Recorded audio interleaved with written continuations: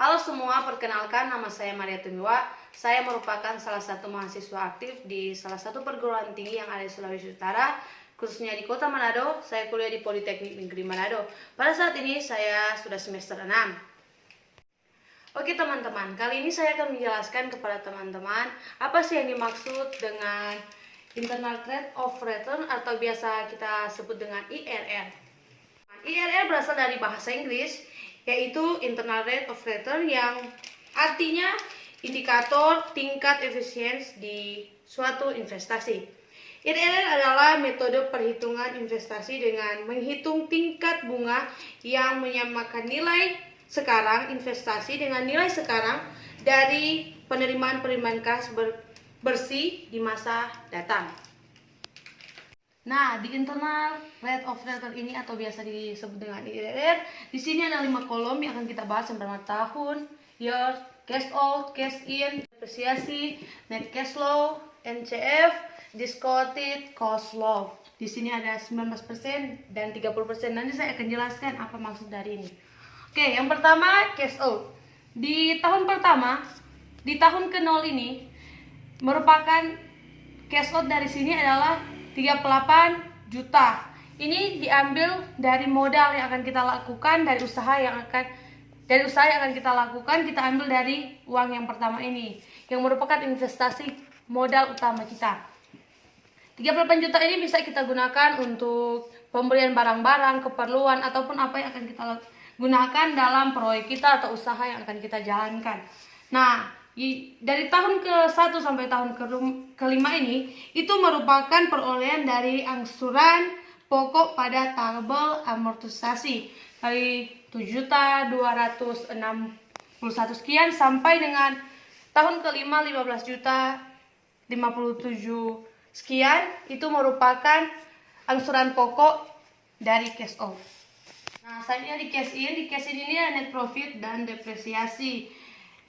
Di cash in ini sudah ada 2 kolom, yaitu net profit dan net depresiasi. Kita sudah bisa lihat sampai di sini di tahun ke-5 net profitnya ada 51 juta sekian dan depresiasinya ada 9.900. Itu merupakan hasil dari tahun pertama sampai tahun ke-5 pada depresiasi ini sama. Dan berikutnya adalah net cash flow atau NCF. Nah, NCF itu dapat dari mana? Pengurangan antara cash in dan cash out. 0 di sini merupakan 0 tambah 0 sama dengan 0 dikurangi dengan 38, hasilnya min 38 juta. Seperti berikut juga, cash in dikurangi dengan cash out, ini 13 juta 760 sekian dikurangi ini ditambah ini dikurangi dengan ini, jadi cash in kurangi dengan cash out. Berikut juga seperti itu, cash in ditambahkan, dijumlahkan, dan dikurangi dengan cash out. Berikut sampai seterusnya. Oke, masuk pada discounted cash flow. Nah, di sini saya ambil 19% dan 30%. Sebelumnya saya akan menjelaskan kepada teman-teman apa yang dimaksud dengan ini. Ya, discounted cash flow adalah salah satu metode untuk menghitung proyek pertumbuhan suatu instrumen investasi dalam beberapa waktu ke depan. Jadi konsep ini didasarkan pada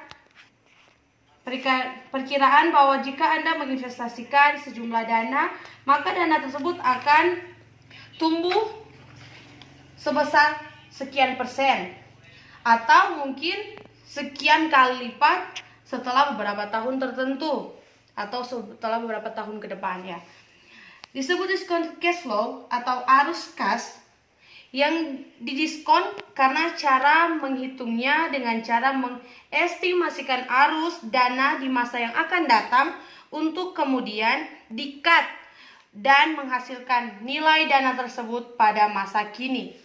Di sini saya sudah ambil discounted cash flow 19% sampai dengan 30%. Nah, di sini sudah ada. Saya sudah tulis di sini hasil dari ini. Nah, gimana caranya untuk mendapatkan discounted cash flow-nya? Ini di sini ada caranya, ada cara perhitungannya, yaitu DCF N merupakan tahun sama dengan Diskon cash flow sama dengan 1 bahagi 1 tambah 19%. 19% saya ambil dari sini. 19% pangkat dengan 1 dikali dengan net cash flow pada tahun tertentu. Nah, di sini gampang sekali perhitungannya. Saya di sini. Tahun pertama 1 dibahagi dengan 1 tambah 0,19 pangkat 1 kali 16 juta sekian. Di sini saya dapat 13.797 sekian. Untuk tahun kedua, caranya gampang sama saja, dengan 1 bahagi dengan 1 tambah 0,19 pangkat 2 dikali dengan 32 dari NCF yang ada di sini, dan saya mendapat hasil 22.926 sekian. Dan di tahun ketiga caranya sama, untuk menghitungnya sama, hanya saja perbedaannya di pangkat. Jadi 1 bahagi dengan 1 tambah dengan 0,19 pangkat 3 dikali dengan 34 juta sekian. Itu merupakan hasil dari NCF yang ada di sini, dan saya mendapat hasil 20 juta sekian. Dan berikut tahun keempat. Nah, sama saja, 1 dibagi dengan 1 tambah dengan 0,19 pangkat 4. Perbedaannya hanya di pangkat saja, dikali dengan NCF yaitu 42,658, 42 juta 658 saya ambil dari sini, dan saya mendapat hasil 21 juta sekian. Dan yang tahun terakhir, tahun kelima, sama saja perhitungannya masih tetap sama, yaitu 1 dibahagi dengan 1 tambah dengan 0,19 pangkat 5 dikali dengan 46 juta sekian. Perbedaannya hanya di pangkat dan NCF yang ada. Di sini saya tulis 46, sekian, dan saya mendapat hasil 19 juta 561. Nah, untuk perhitungan yang kedua yaitu dengan 30%, hasilnya pun akan berbeda karena di sini saya tulis 30%. Cara hitungnya sama, tidak ada perbedaan, yaitu 100% dari 30 yaitu 3. Jadi 1 bahagi dengan 1 tambah 3 pangkat 1 dikali dengan NCF-nya yaitu 16 juta sekian. Saya dapat 12.630 sekian. Dan untuk tahun kedua sama saja, tidak ada perbedaannya, tetap 1 bahagi dengan 1,3 pangkat 2 kali NCF yang ada yaitu 32 juta sekian. Saya dapat 19.210.849. Di tahun yang ketiga sama lagi, perbedaannya hanya di pangkat dan di nilai NCF yang ada. Sampai tahun kelima, perhitungannya masih sama, yaitu 1 bahagi dengan 1,3 pangkat 5 dikali dengan NCF yang ada yaitu 48.681 sekian. Dan saya mendapat hasil 12.572. Nah, setelah kita melihat hasil di sini, di 19% kita selalu melihat mengapa saya tulis di sini 38 juta dengan menggunakan tanda kurung, yang artinya hasil dari ini, nilai dari ini merupakan min. Sama juga di 30%, 38 juta ini merupakan min. Oke teman-teman, kali ini saya akan menghitung dari tahun 0 sampai dengan tahun kelima. Kita akan menjumlahkan dari 38 juta sampai dengan 19 juta sekian, dan saya mendapat min 59.847 sekian. Dan di 30% ini saya mendapat 36.911. Ini merupakan min. Ini merupakan perjumlahan dari tahun 0 sampai dengan tahun kelima. Hasilnya min 38.911. Nah, oke. Teman-teman, kita akan menghitung apakah internal rate of return kita ini bagus atau baik kita untuk jalankan usaha ini atau tidak.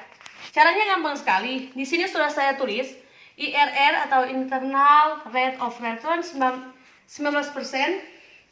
ditambah dengan total DF 19% dikurangi dengan total DF persen kurang total dari 30% kali dengan 30% dikurangi dengan 18%. Dengan 19%, maaf.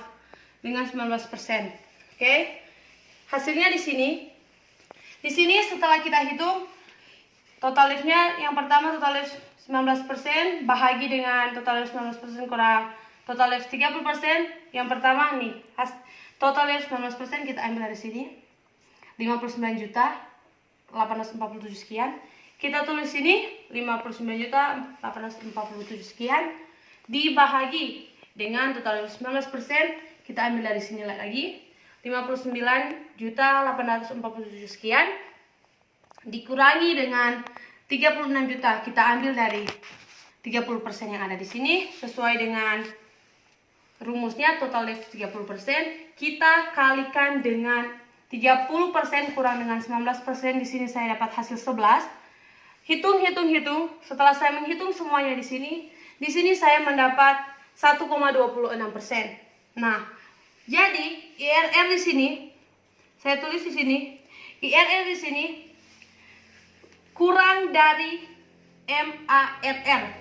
Perlu kita ketahui bersama apa sih yang dimaksud dengan MARR ini. Nah, MARR ini di sini merupakan tingkat suku bunga pengembalian minimum yang menarik atau kita sebut dengan minimum attractive rate of return. Oke, di sini hasilnya kalau hasil dari antara internal rate of return di sini kurang dari internal rate of return kurang dari MARR atau minimum attractive rate of return ini, berarti usaha yang kita lakukan ini lebih baik jangan diteruskan usaha ini. Kalau RRR ini lebih dari MARR, usaha kita harus kita lakukan karena kita mendapat keuntungan.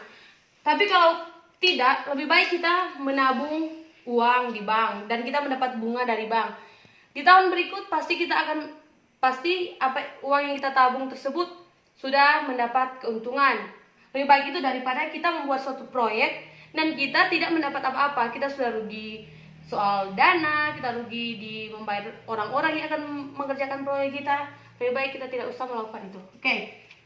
Di sini saya mendapat IRR-nya adalah 1,26%. IRR kurang dari MARR. Berarti usaha yang kita lakukan ini lebih baik jangan diteruskan karena rugi di kitanya. Kita sudah membayar banyak orang, kita sudah mengeluarkan banyak orang, tapi kita tidak mendapat keuntungan apa-apa. Itu saja yang bisa saya jelaskan melalui penghitungan dari internal rate of return ini. Semoga bermanfaat bagi teman-teman yang menonton. Tuhan memberkati.